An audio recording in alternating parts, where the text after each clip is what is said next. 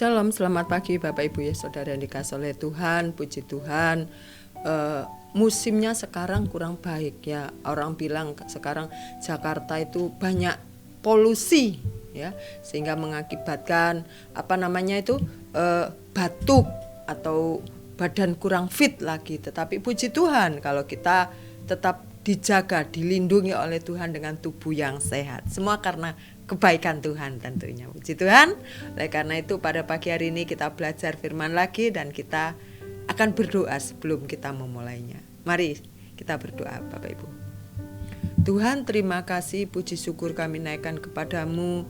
Begitu baik Engkau terhadap kami Tuhan, sehingga kami diberkati kesehatan yang sempurna oleh Tuhan, dan kesehatan yang sempurna ini kami gunakan untuk kemuliaan Tuhan. Kami gunakan Tuhan untuk menjadi kesaksian bagi banyak orang. Terima kasih Bapa. Di dalam nama Tuhan Yesus kami menyerahkan hidup kami, dan Engkau menerangi kami, memberikan hikmat kepada kami, supaya kami semakin dalam memahami akan kebenaran firman-Mu. Dalam nama Tuhan Yesus, haleluya, amin. Puji Tuhan. Bapak Ibu, waktu saya kecil ya, dalam saya mengenal Tuhan, ada lagu lama, judulnya Mengikut Yesus. Mengikut Yesus keputusanku, mengikut Yesus keputusanku, mengikut Yesus keputusanku. Ku tak bimbang, ku tak ragu. Nah, sepenggal lagu yang mengingatkan saya.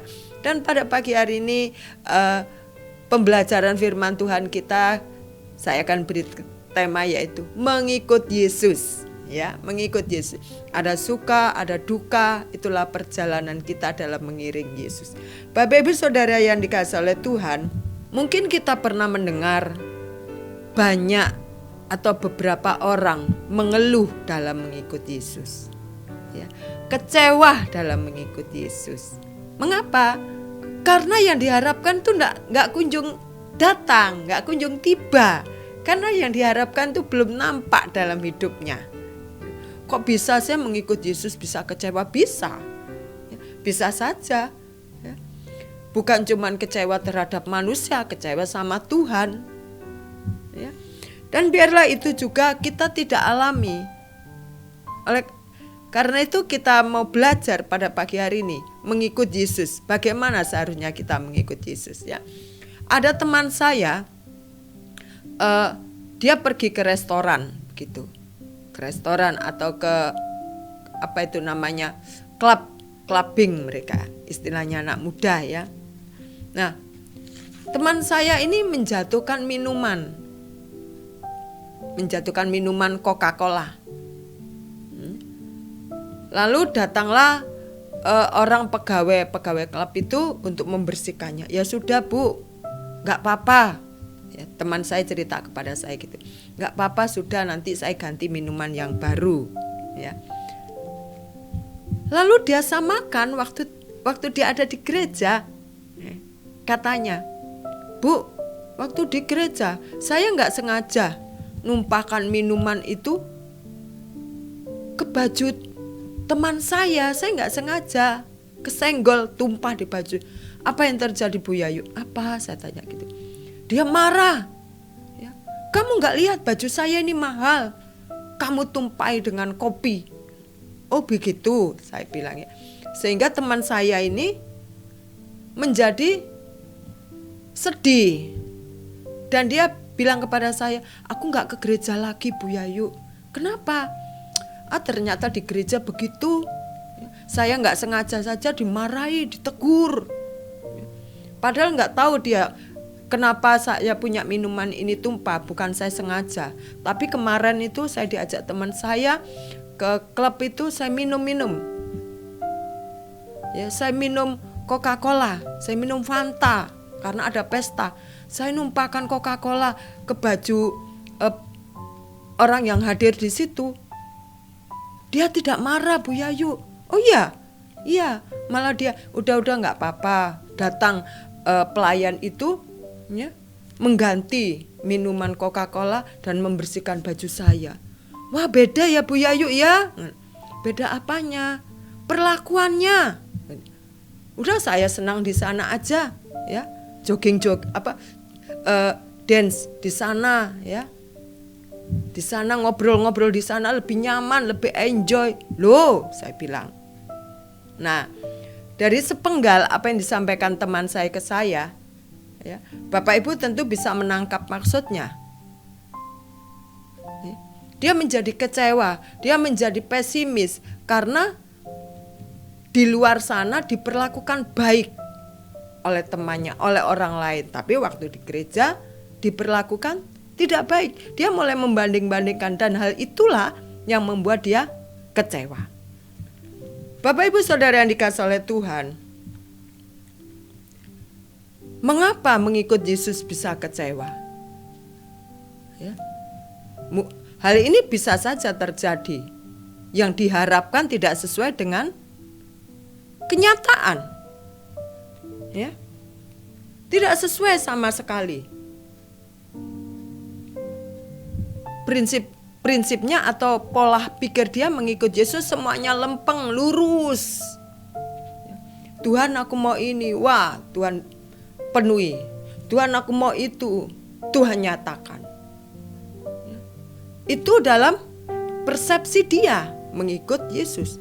Tidak ada kerikil-kerikil yang menyakiti kakinya waktu dia berjalan.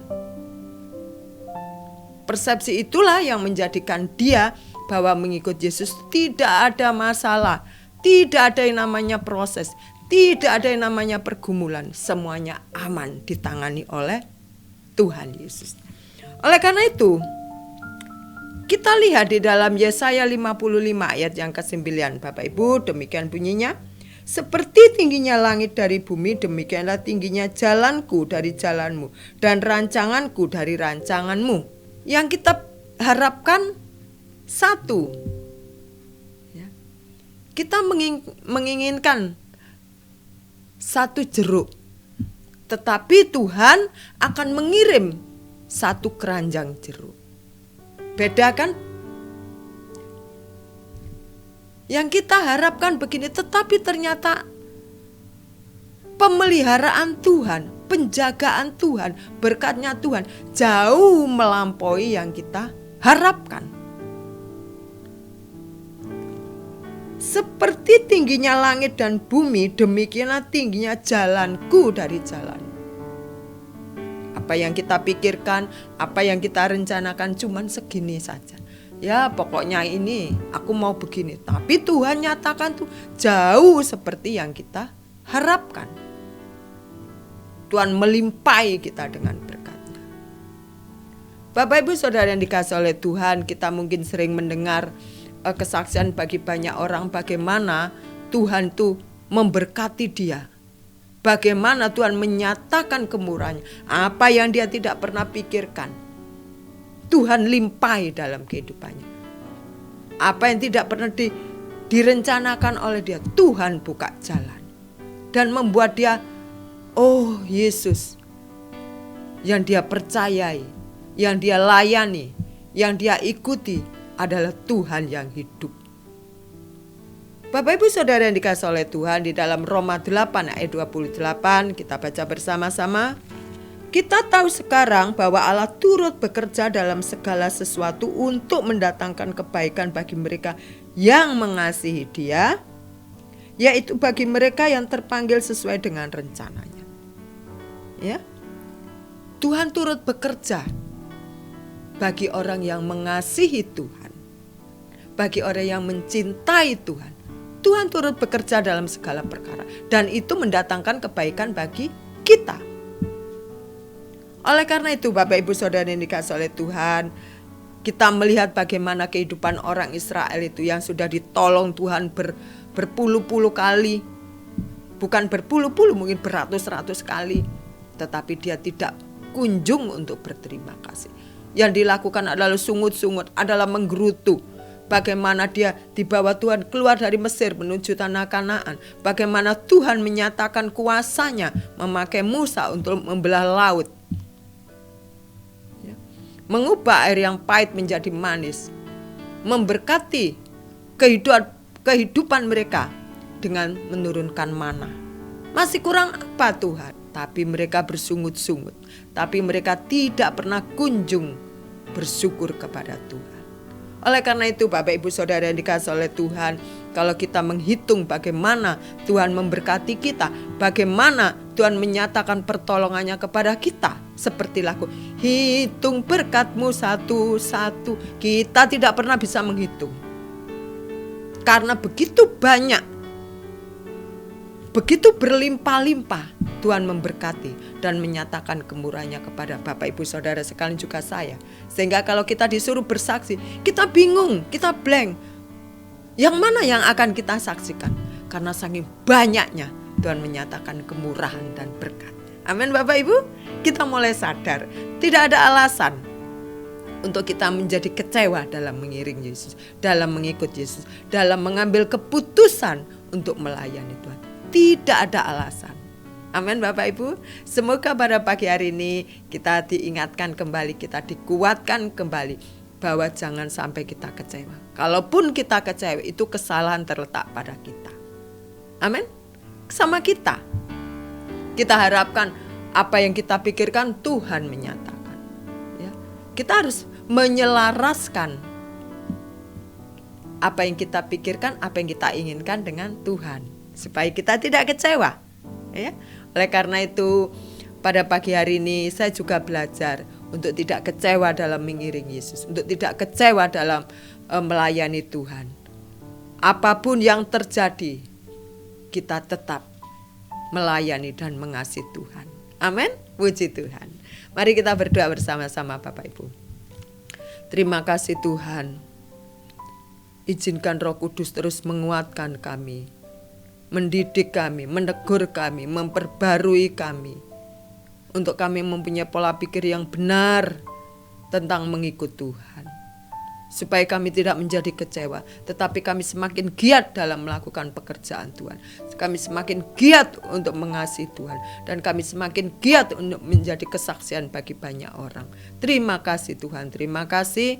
Inilah ucapan syukur kami Tuhan, dan bawalah hidup kami semakin lebih dekat kepada Tuhan, untuk semakin lebih melekat kepada Tuhan. Terima kasih supaya kami bisa melihat betapa Tuhan yang kami percaya adalah Tuhan yang hidup, Tuhan yang peduli dalam kehidupan kami. Di dalam nama Tuhan Yesus, haleluya, amin. Selamat pagi, selamat beraktivitas. Tuhan Yesus memberkati kita semua, amin.